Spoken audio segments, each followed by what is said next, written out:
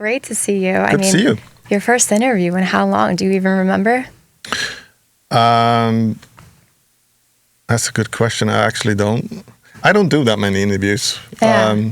I like doing interviews when I feel that I have something that I want to talk about or something that's current, and so I normally don't, but here I am. So.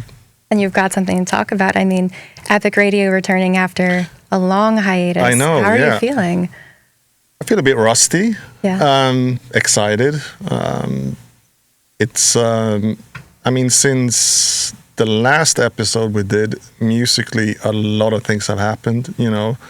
I have so much new music, so it's going to be.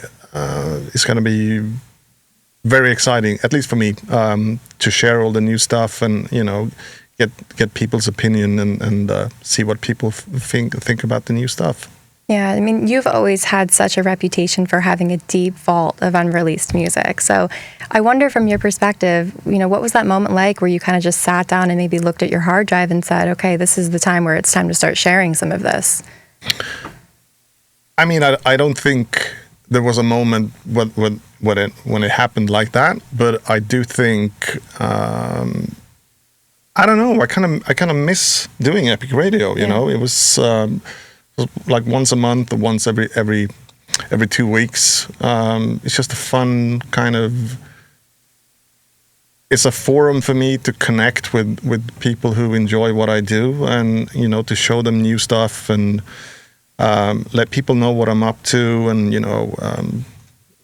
if I'm on tour or something like that, I can talk about recent shows and upcoming shows and stuff like that. So it's I've missed it. Yeah. And so apart from missing it, I mean, obviously there wasn't this one isolated moment where it was like, okay, we're going to move forward with this and do this. But what are some of your, motivations for wanting to come back to it, apart from just, missing that connection with the fans who are obviously so eager to sort of reinstate that connection with you? Well, I actually think that's just that is the reason. Mm-hmm. As I said, it's a very, very good way for me, at least, to communicate what I want to communicate to my fans and followers, and I maybe I did take a little bit break, a little bit too long. I think it's because I've been touring so much the last few years, so there hasn't really been any time for me, obviously work and then my private life and stuff like that. So. I think that was the reason why I felt at that point that I need to keep the quality of the show as it has been. I just needed to have a little break from it, and now obviously I'm back doing it again. So yeah. Yeah. And I mean, what you said too about having the opportunity to share what it is that you want to share via your show. It really is interesting because right now we live at a time where artists are really expected to just be continuously performing, not even just on stage anymore, but on social media, in the media itself. And so when you take a break like that, do you feel like when you return, you have a little bit more of a pressure on you to explain where you've been, or to at least give some sort of context to fans? No, not really. I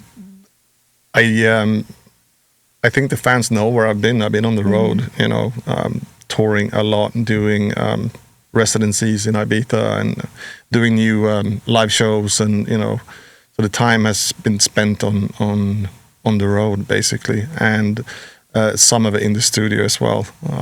So, I mean, as I said, we're here now. So yeah. Excited to share all the new stuff with the followers. Yeah, and I mean, you've been so itinerant of late, but yet you've been very open about, your real dislike of flying. And so what changed? What's enabled you to sort of make this, change your schedule where you're just jetting everywhere? I don't mind flying anymore, to be honest. Yeah, I actually kind of enjoy it. You get to turn off your phone, no emails, no text messages. You can just, eat a bit of food, catch up on some series, or or sit and work Laptop headphones, make some new music. I don't know. It's just it's weird, but coming from having like a full-on phobia to probably being the calmest person on the plane. It's a bit strange, but I don't know what happened. It just disappeared.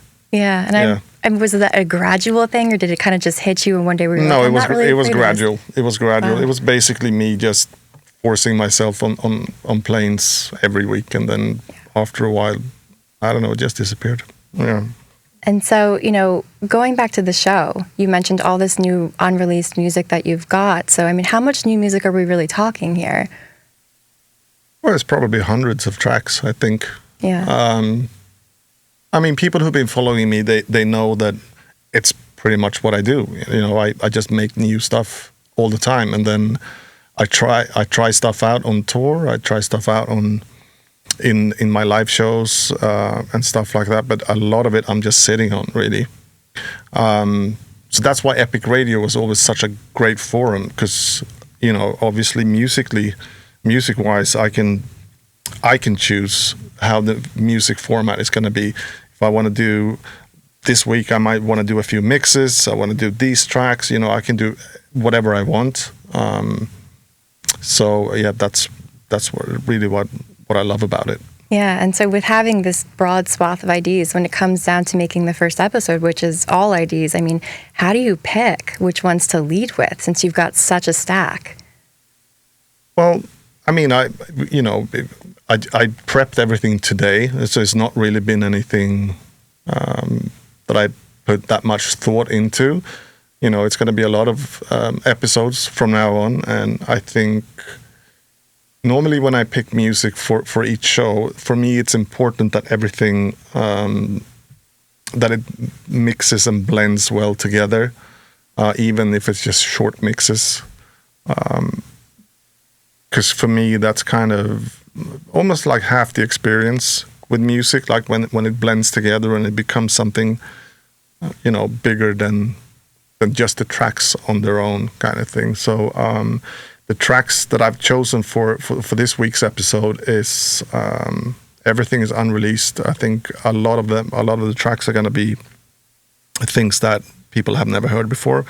Some of the tracks are things that I've been road testing, sort of last summer and fall, and so I'm really excited to play them on this week's show. Yeah, and I mean, is there anything that you think, apart from obviously the new IDs that people have never heard before, is there anything that's going to surprise people, you think, musically or otherwise, about these IDs? Well, I'm not sure if people are going to be, you can hear it's me. Yeah. So it's I think that they'll be surprised because it's something they haven't heard before. I don't know, maybe, yeah. Yeah, and so talk to me a little bit about the idea of getting yourself back on this schedule of, putting Epic Radio out at a regular cadence. You had been known to sort of come back and do it sporadically when it felt right. So what does it feel like getting back on that schedule? Well, yeah, normally we did like seasons of Epic Radio just so I did have some time in between to kind of focus on other stuff, because it does take up a lot of my time to do these shows, because I want them to be at a certain level. I want the music.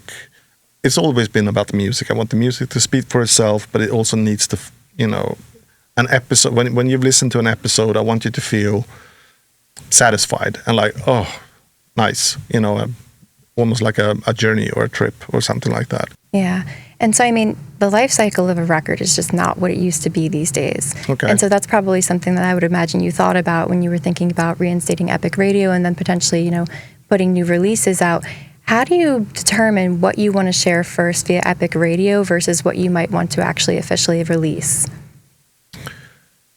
I think the question of what you release and what not, and what you use on radio shows, I never really think like that. What I do think is I always make music that I want to play out, and that's number one for me always. And then whenever you end up with a big selection of new ideas and new tracks, and I don't know, you just kind of pick and choose. And I guess that if some tracks on the radio show or in my live shows get traction, that's when you start looking at maybe releasing, things. Yes. So do you have anything in the pipeline right now? Or are you kind of just, okay. Yes, I do. What can you say about that? That there's a lot of new music coming in 2026 from most of my aliases. Okay, exciting. Yeah. And so talk to me a little bit too about the feeling of actually sharing this new music via, Epic Radio. Does it feel lighter to you than putting an official release out where things are, dynamics-wise in the music industry? Well, that's what I like about this format, that you can, even if something isn't mixed, mastered, or even fully finished, I can still play snippets of it on the show and just present it to fans and followers and see what they think, Mm-hmm. A lot of times it could be, if I could be really into a track and then I start playing it out, or I play it on the show and I can see people are not really getting it. I'm like, oh, okay, that's weird. But it's a great way of finding out what stuff actually works and what stuff could be considered to be the next release or anything like that, Yeah. Yeah. And do you ever find there are situations too where you play something out, you're really expecting people to love it, and then maybe it doesn't resonate the way that you'd hope, but then you bring it back in a later episode, however long later, maybe it's years, that then it starts to hit with people? Yeah, it happens all the time. I have a good example of that. I've talked about that in other interviews. When I made my track Piano, I thought it was a smash. I'm like, oh my God, I can't wait to play this. And I had a show up north in the UK. So I went up. I can't really remember what year this was, but I mean, now it's quite a long time ago. But I played the track, and I'm not going to say it emptied the floor, but it just didn't do anything.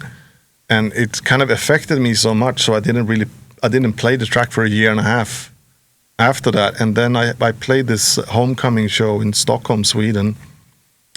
And back then I was playing off CD, so I found that old CD. I'm like, oh, the piano thing. I was in a good mood. I had all my friends behind me. I'm like, I'm gonna play this because I like it.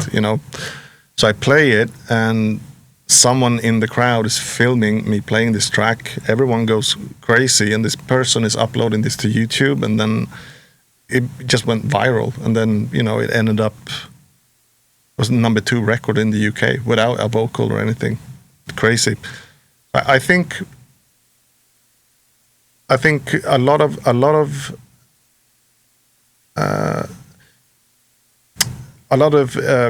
how you should see like a record being successful or not. It doesn't have to do so much with, maybe you made a great record, but maybe it's not the time and the place for it right now. And that's exactly what that showed me, that, you can make a record today and people are just not ready for it. And then you play it again in 2 years and it becomes a massive hit, which is frustrating to me, because I'm like, well, I knew it was a good track when I made it. And now, yeah, weird thing. I'm not good at writing hits. They just, they come, and I'm probably the one that's most surprised when it happens, Mm-hmm.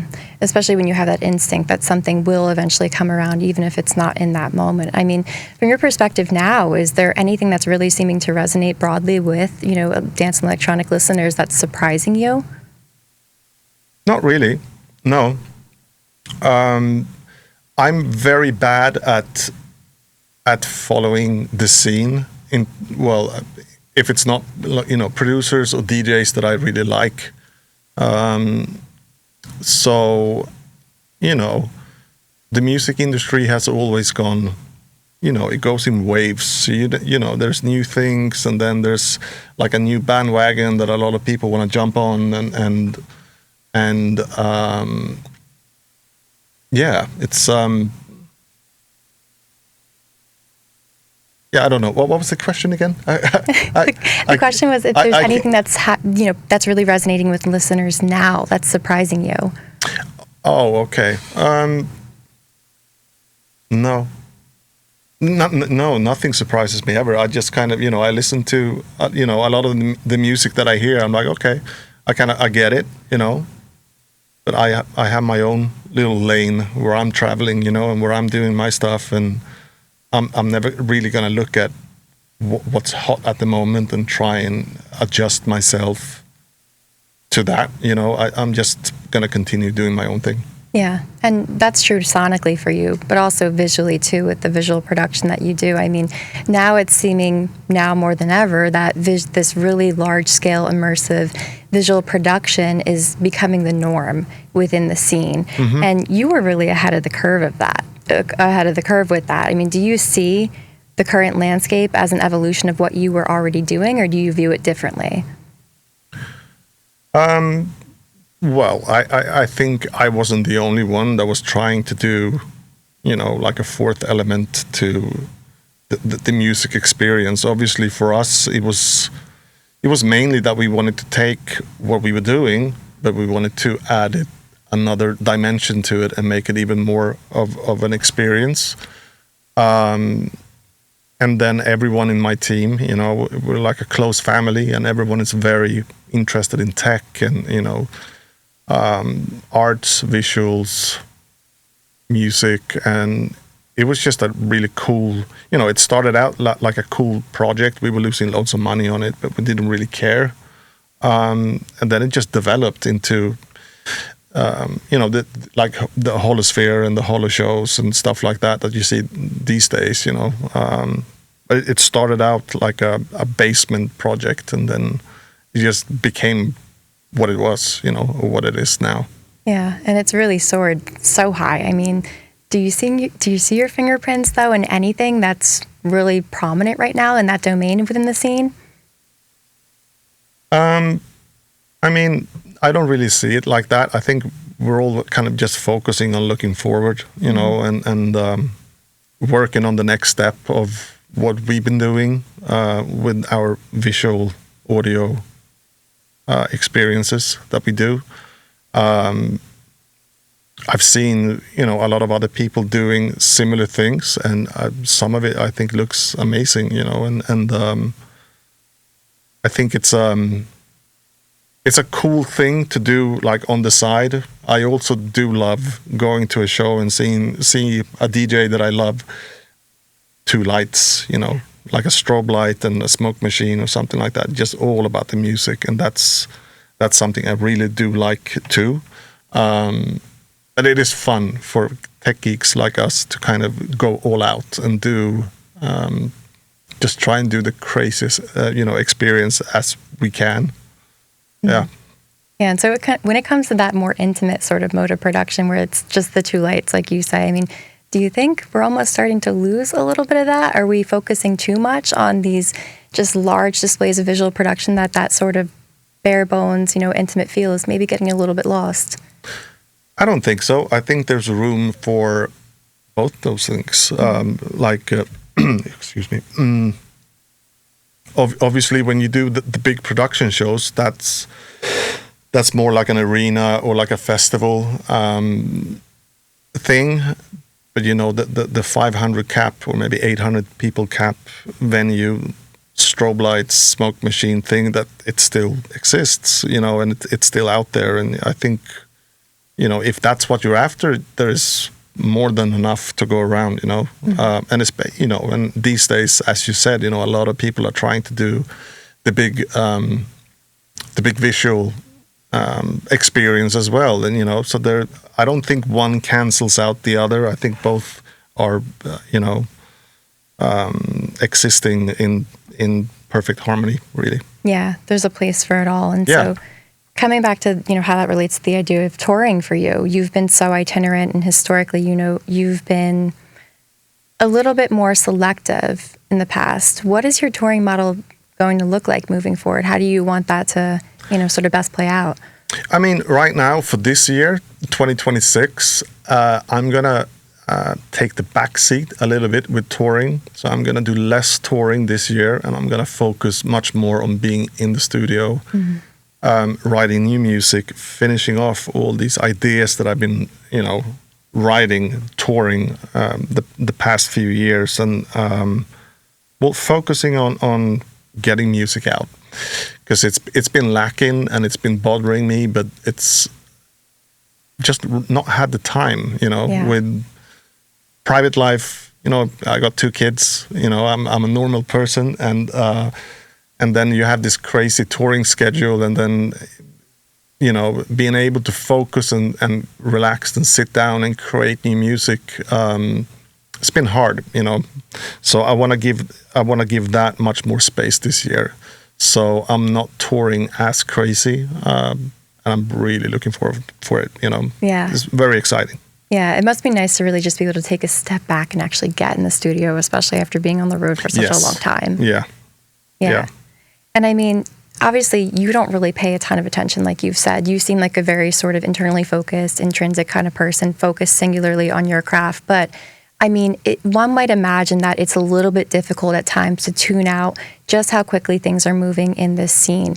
Do you ever feel any sort of pressure to, kind of keep pace? Is that where part of this is coming from, as you see more and more artists release music more frequently, possibly than ever before?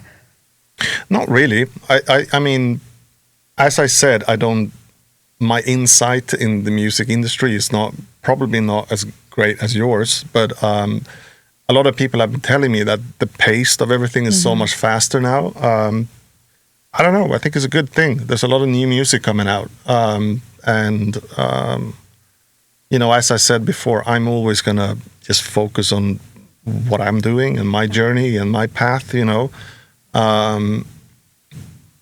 But if you look at the history of me releasing music, there's been a pretty big gap right now that's been it's been eaten up by touring. And not so much releasing music, and that's what I want to focus on now more so. I'm still touring, but there's time for me to actually get music done and get it out, and super excited about it, super excited about it. Yeah, I would imagine that sort of reactivates a different part creatively, because you have, I mean, it's such a big deal subconsciously when you're not in a rush, you have time to actually sit down and be intentional. Yeah. And it's ironic, too, that as you're getting ready to, really dedicate this year's focus to music and putting so much new music out, the internet went crazy when you played Call on Me out. So, I mean, take us to that moment. I mean, what was that like? What kind of motivated you to just put it on? I saw that you said that it kind of just happened in the moment that you were surprised. No, it just happened. We were having a really good show. I think it was in Texas, I think. I just turned around and asked my tour manager, like, should I play Call on Me? And he was like, what? I'm like, yeah, just for the fun of it, see what happens. And he's like, okay. Well, almost like asking his permission, because I haven't really played it in is it 20 years now? Yeah. It was 20 years. 20 years, yeah. That's crazy. I felt that the whole thing with the Call on Me record was that it was something that I made super fast, like 25 minutes or something like that, and then it was finished. It did not sound at all like any of the music I was playing or producing at the moment. It was like a fun side project almost, but it just blew up. It became number 1 in over 15 countries and a worldwide smash. And then all of a sudden, I had a whole new breed of fans that were coming to my shows, and they wanted to hear Call on Me music. And they would come to my show, and I would open up with a Joey Beltram record, or, playing the darker stuff that I always have been playing. And it didn't really work then. So I felt that for a few years there, I needed to re-educate people about what I was about. So I decided not to play the record.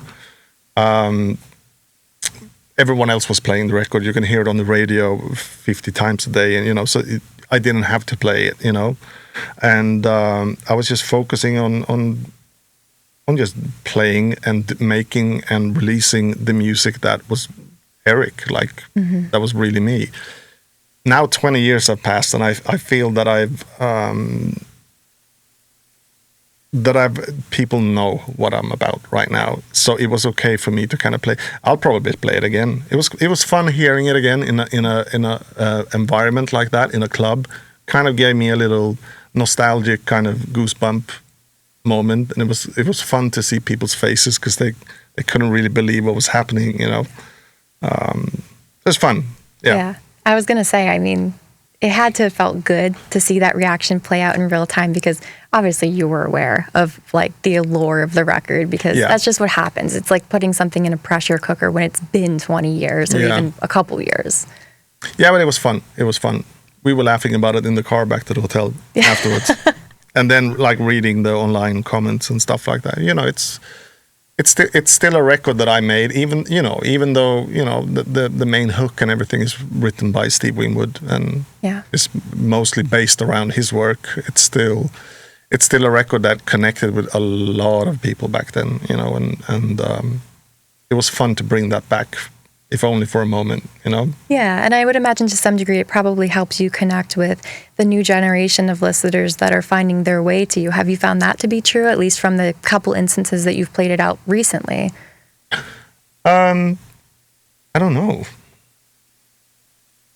Oh, you mean like if I, gain any like new fans from them hearing? I don't think so. I think it's one of those records that it just pops up in your local gym.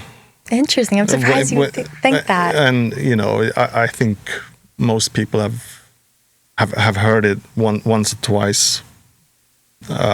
Anyway, so it's not like it's some hidden gem or anything like that. Yeah, I do wonder for some people if, they've heard it because it's just been so pervasive, maybe in their local gym, like you say, and then they see the clip and they're like, light bulb moment. That's Eric Prydz. Maybe. And they find their way to you. Yeah. No, maybe that's true. Yeah, because with this newer generation of listeners, I mean, you go to festivals anymore, some of the seminal classics that everybody used to know, people don't know them anymore. And so, I mean, when a track has that kind of longevity, you would imagine that it appeals not just to one generation, but it's cyclical. Yeah, well, maybe you're right. I think the cool thing, when you've been around as long as I've been, and you have a catalog, just not Eric Prydz, but you have the Prydz and you have the Cyrus D and you have all the other stuff that I've done. For me, the fun thing is to see someone hear one of my tracks or see me at a festival for the first time, and they pick up on something. Oh, I really like this, and then they go and they start looking me up, and they be like, "Holy fuck! Like this is a rabbit hole." And, there's a lot to go down. And they kind of jump down, and that I like. That I like for the new generation, that's cool. And it's also like one of the reasons why I like to push forward, and the reason why I've, decided to focus more on music this year.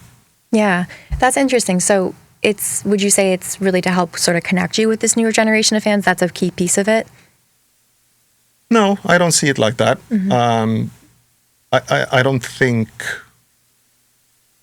in those sort of ways. For me, it's more that I feel I still have so much that I want to tell musically, and I haven't had the time to speak with that voice for the past few years when the touring has been so crazy.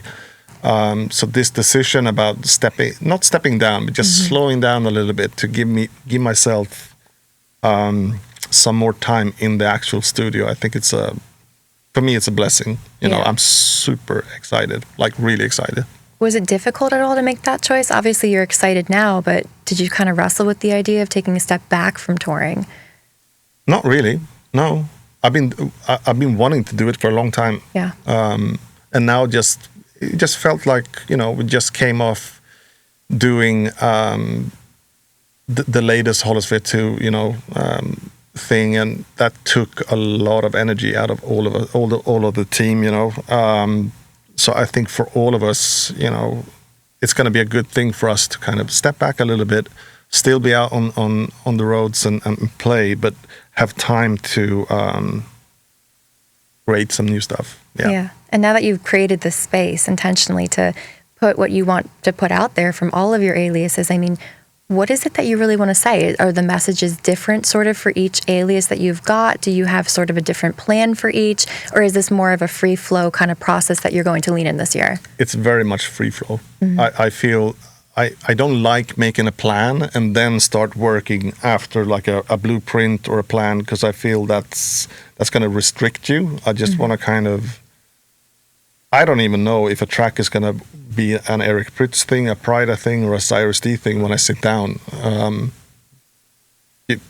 You know, you will just know after a bit. You'll be like, oh, okay, it's going in this direction. Okay, cool. I'll put it in the Cyrus D bucket for later, kind of thing. I don't like working and having rules or frames or anything like that. I just like to sit down and just be creative, and then you have to see where it goes. Yeah. So based on the fact that you're not really committing to anything that's super concrete this year, you've got a ton of freedom creatively to just do whatever you like. Yeah. Is there anything that feels like maybe at the end of the year, if you do XYZ, you'll feel really happy with how the year went? Obviously, you're keeping it free flowing, but is there anything that you really want to do this year or achieve this year? I just want to make sure that I release a lot of music. Yeah. That's what I want to do. Yeah. For me, that's the goal. To just, wake up and knowing, okay, I got, 6 new records out on different formats and stuff. And I feel that I kind of owe the fans that. I think a lot of them feel like, what happened to the releases. We see all this new music on tour and stuff, but where is it, kind of thing. So it's gonna be so much fun to get it out there. Yeah, I was going to ask you if you felt a hunger from fans, because I see it just as somebody who follows the scene all the time. What's that like for you? I like it. Yeah. As I said, I have musically, there's so much more to say. And it's just, I think it's one of those things for people who write music. It's so cool that if I can sit in a studio and I can write something that has a feeling there and then I see that other people a few months down the line, when this record is released, that they get the same experience I had writing the record. I think that's so cool. And it's super inspiring, and that's one of the things that really, drives me. Yeah, I was going to ask you, after all this time in the scene, I was curious to know what it is that keeps you coming back and driving you, because everybody has their reasons. But it seems like really at the center of it, it's a very heart-centered project for you overall across all of your aliases and touring, where it's just, you have more that you have to say and want to say, and you feel just this deep connection to your fans that seems to keep renewing over the years. Yeah, I'm a creative person, so I love making new things, and I love looking in new directions, and and to be able to share it with other people that find it as interesting as I do, it's a blessing.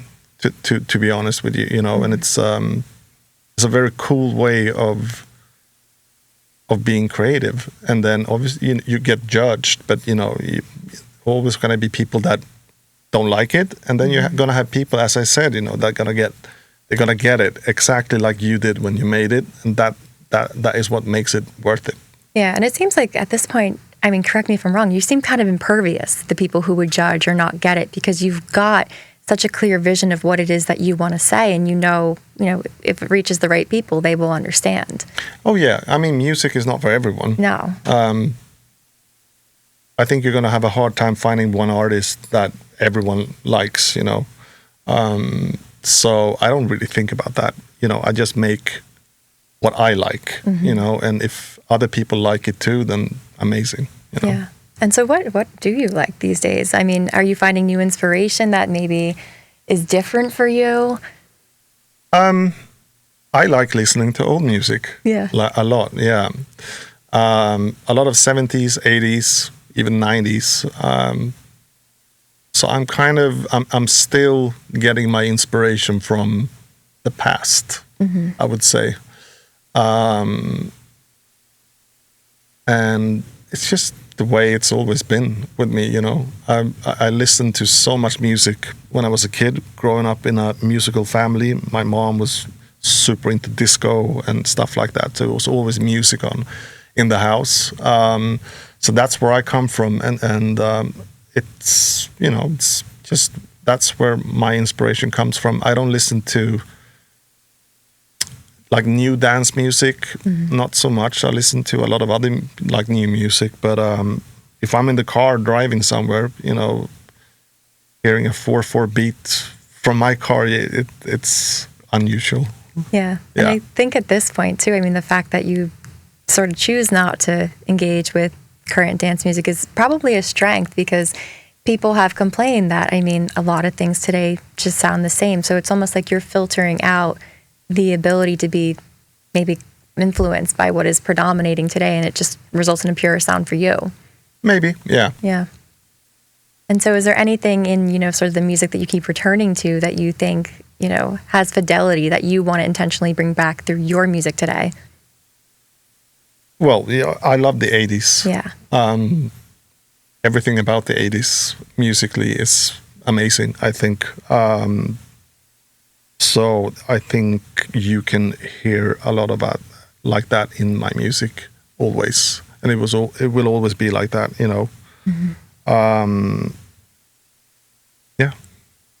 Well, 80s. So you've obviously got the show ready to air. Yes. Is there anything else that you want to share with fans, you know, now? I mean, like the show we're doing now, full of new tracks, never released. Super excited to share it with everyone. And also, you know, just to let, you know, the people that have been waiting know that, you know, this year is going to be less on the road and more in the studio. And we have a lot of new releases planned. Super excited for it, like super excited. Yeah.